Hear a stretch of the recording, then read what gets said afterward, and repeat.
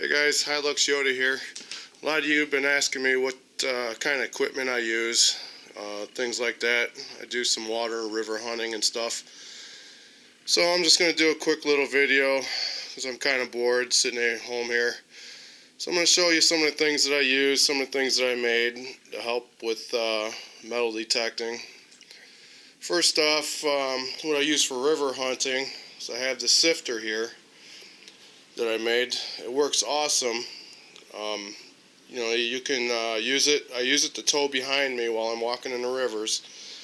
And what I do is I put a dog leash on there and I clip it to my belt loop, and it just tows right behind me while I'm detecting. And I can also set my metal detector on there and all, you know, whatever gear I have. Some of the gear, these picks here, they're good for the bottoms of rivers when they're rocky. You get a signal. Sometimes you can't just use a sand scoop because you're going to get big rocks in there and they're just going to fill it up before you get to the target. So what I did is I ordered one online, this one here, you know, it's got a magnet on the back. And when I got it, I looked at it and I'm like, man, there's nothing to it. All it looks like is a shovel that they cut in half, like a spade shovel, and they cut a piece of triangle basically and sharpened the point of it. I don't know if you can see it. But this one here is the one I bought. It's a short handle. And when I saw it, the river hunting that I use, I needed a longer handle. So, being that I am a welder by trade, so what I did is I went to my local Home Depot or Big R and I picked up a couple of shovels. You know, long-handled shovels. And what I did was, for the triangles, I wanted something that wouldn't wear the points out.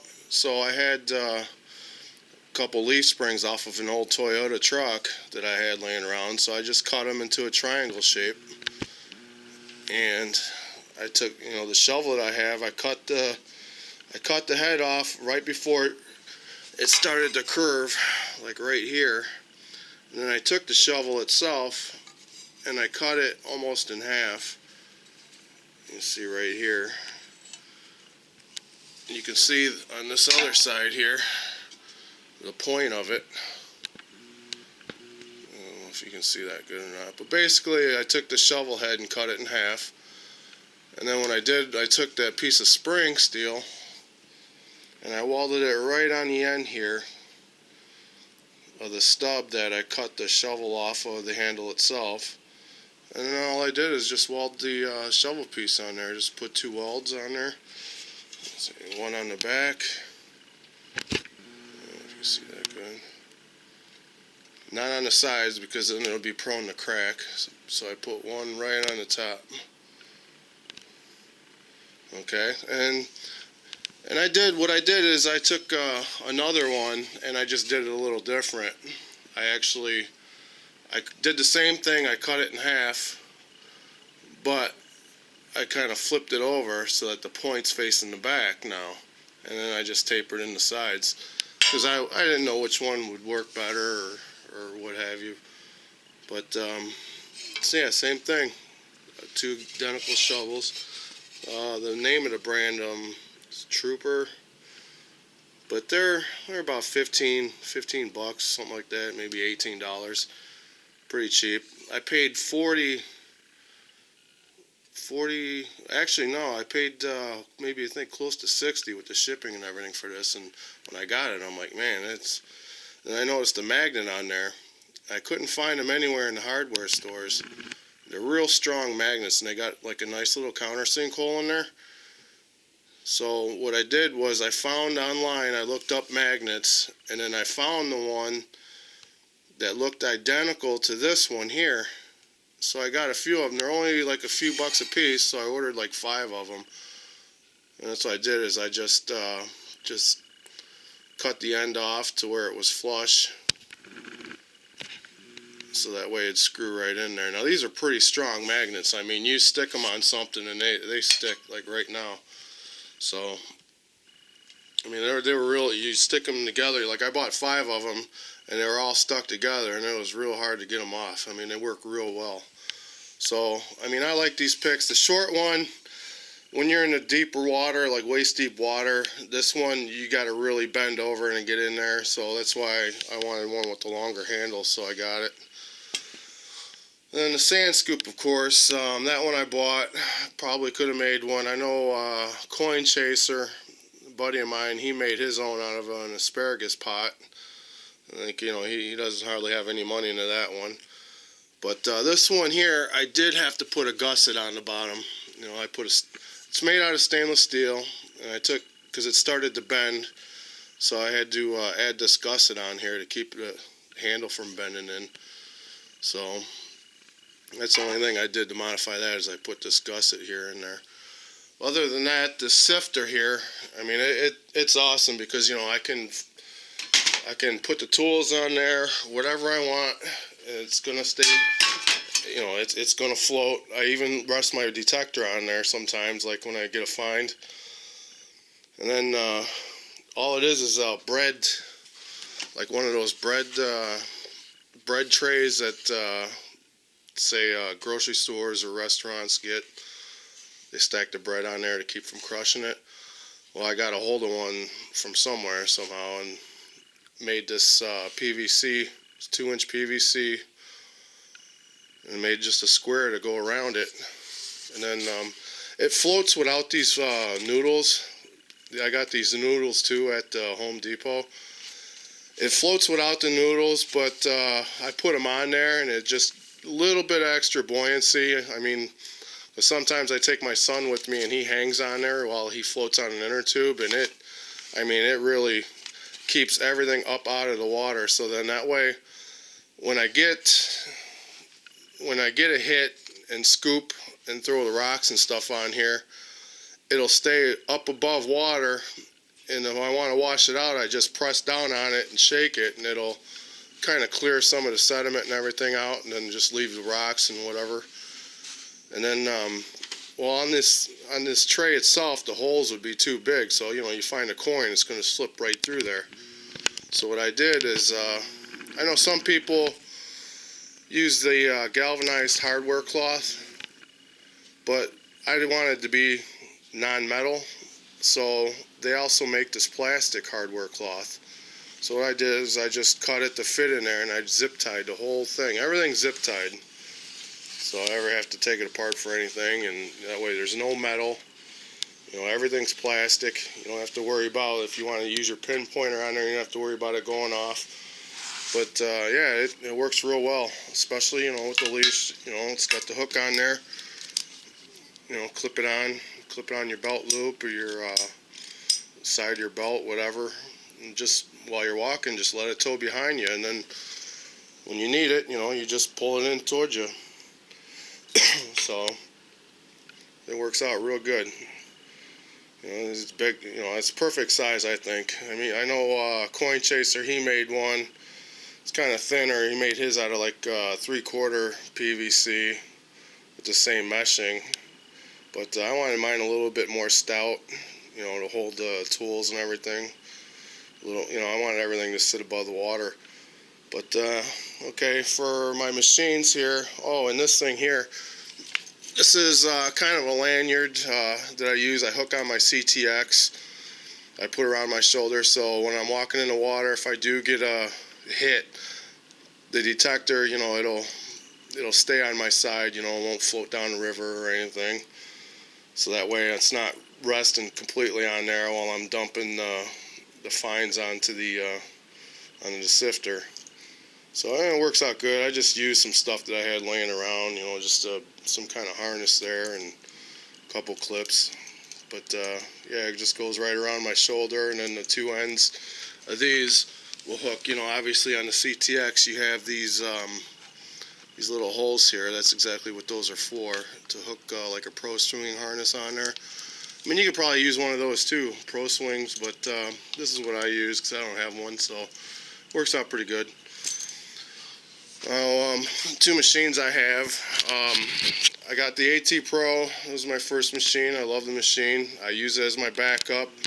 Haven't used it much since I got the CTX, but I mean, you can't beat the AT Pro being waterproof. I mean, I found a lot of good things with it. I use the 5x8 coil on there. I put that on there over the stock. I've never took it off. I mean, I get awesome separation with the 5x8 coil. I highly recommend it. And then this little thing here I bought, it holds the pinpointer, the Garrett Pro pointer on there. I just clip it on because I don't like having a bunch of stuff on my belts. You know, I like to have the pinpointer in plain sight because I have dropped it a couple times and then wondered where the hell it was. So all this was, I bought it, I think it was from High Plains Prospecting or something. But when I got it, it looked kind of cheaply made, so I made it out of stainless for hunting in the water. Basically it's a rifle scope mount. That's all it is. And these two little plastic pieces here, they're like broom handle holders. I looked those up online too. And then so I did is I took the part that when it came with it was metal. So I took that off and I made a piece of stainless steel for it so it wouldn't rust. And then you tap, you drill and tap for the screws for the broom holders or whatever they're actually for. But I don't have my pro pointers in my truck, so I can't show you how it clips. But it holds on really well. I mean, it doesn't come off. You drop it, it'll stay on there. But all in all, AT Pro, great machine. I have been neglecting it lately, since I got the CTX. I had the CTX, it's going on the second year now. And my finds dramatically increased with it. I have all the coils for it, the 6-inch, the 17-inch. I got the Grey Ghost headphones. I have the Grey Ghost waterproof headphones for it. And again, I use a White's TRX pinpointer for it. And again, I just clip it on the arm cuff here, and then I got a little tether for it. So that way if it falls off, I'm not going to lose it, because me and another guy had the same problem. So, everything, I love this machine. I mean, everything on it, it's awesome. So now here's my traveling case with it. I mean, I got this for traveling, like doing long road trips and maybe flying somewhere, like Florida or something. This is an awesome case. I actually found it on some guy on Fine Mall had one just like it. It was all foam. He made the cutouts for it, kind of like I did here. As you can see, I mean, it's a military grade case. I got all the cutouts for the charger, all my waterproof and regular headphones. I got my Pro Pointer fits in here. I think this is the wireless modules here. 17. I just the whole detector lays in there. You cut it out. I recommend a hot knife. If you ever get one of these cases, I highly recommend a hot knife when you cut this out. I was using a razor blade and a sharp hunting knife, and some of the edges came out kind of jagged. But all in all, it still fits in there good. It still turned out all right. Like I said, I can put them with the machine in there, and all the gears, the charger, all the cords, everything I need to fit in here. The 6-inch coil will lay down in here, once the machine's in place, and then, my 17, I just lay it down how you saw it. Lay it down like so, and close it up. I mean, it's a real good case. I mean, it's real heavy duty. I forgot the part number on it, but if you look on Fine Mall, just look up CTX carry cases, and it'll come up with different pictures and links. And this one was actually from a guy on Fine Mall that had it, and I liked it so much I ended up ordering it for myself. You know, they're a little bit pricey. This one was close to $300, but well worth it, especially, you know, if you're going to travel in an airplane with it. If you ever sit there and watch the baggage handlers, how they throw this stuff on them little carts, man, you wish you had one of these. So anyway, cool. That's you know, that's all my equipment that I use. You know, everything works. You know, the sifter, I mean, that thing's awesome for river hunting.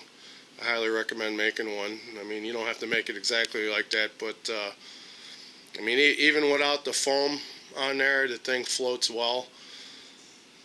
I just put that on there for just a little extra buoyancy, you know, for all the weights, you know, so I don't have to be carrying everything.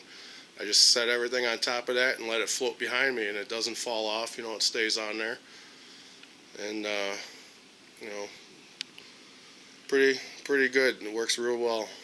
You know, these picks, you know, I like these picks. They work well, especially for the rocky river bottoms. I mean, you can't beat them. You know, it's better than carrying the scoop with you, especially when you're in a place where there's bigger boulders and stuff. You know, you need to scoop that stuff out of the way. So, well, there you have it. There's my detecting equipment and things that I use. So hopefully you guys get out hunting and find some good finds. Get back with you.